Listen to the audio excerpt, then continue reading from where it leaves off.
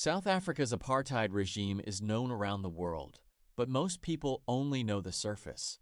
The pass laws, the segregation, Nelson Mandela in prison. What they do not teach you is what happened behind closed doors. The secret torture chambers, the assassinations, the chemical weapons, the children who were killed. This is the darkest side of apartheid that history books left out. Every black South African over the age of 16 was forced to carry a document called a passbook at all times. This small book controlled every aspect of their life: where they could live, where they could work, where they could travel.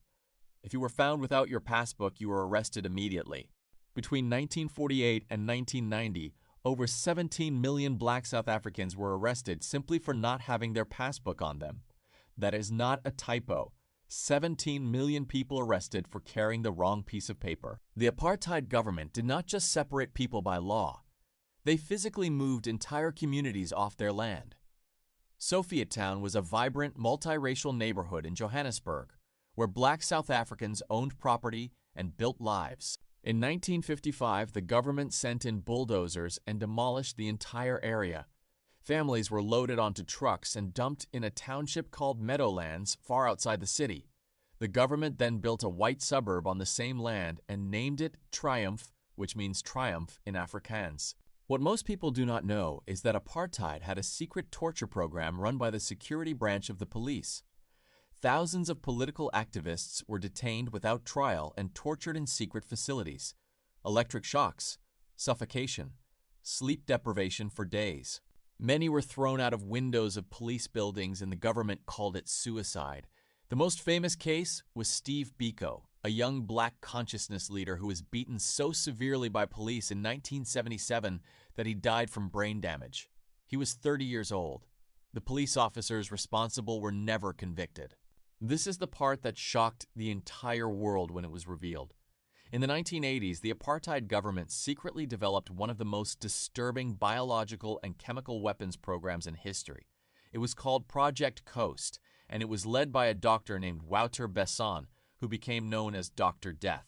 The program developed poison that could be secretly added to the food and drinks of anti-apartheid activists. They created cigarettes laced with anthrax. They put poison in the clothing of activists. They even developed a plan to put contraceptives in the water supply of black communities to secretly reduce the black population.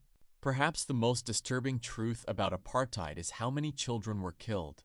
On June 16, 1976, thousands of school children in Soweto marched peacefully to protest being forced to learn in Afrikaans.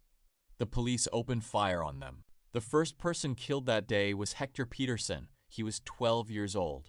The iconic photograph of his body being carried through the streets was seen around the world and became the symbol of apartheid's cruelty. At least 23 children died on June 16th alone, and hundreds more in the weeks that followed. When apartheid finally ended, Nelson Mandela and Archbishop Desmond Tutu made a remarkable decision. Instead of putting all apartheid criminals on trial, they created the Truth and Reconciliation Commission. Victims could come forward and tell their stories. Perpetrators could confess their crimes in exchange for amnesty. What came out of those hearings shocked South Africa and the world. Stories of assassinations, mass graves, torture, poison, things that had been hidden for decades finally came to light. Many South Africans felt it brought healing. Others felt justice was never truly served. Apartheid was not just segregation on a bus or a separate beach. It was a sophisticated system of control, fear, torture, and murder that lasted over 40 years. And the full truth of what happened is still being uncovered today. If you found this video important, share it with someone who needs to know this history. Follow Mzansi Untold because we are just getting started. The history they did not teach you in school, we are telling it.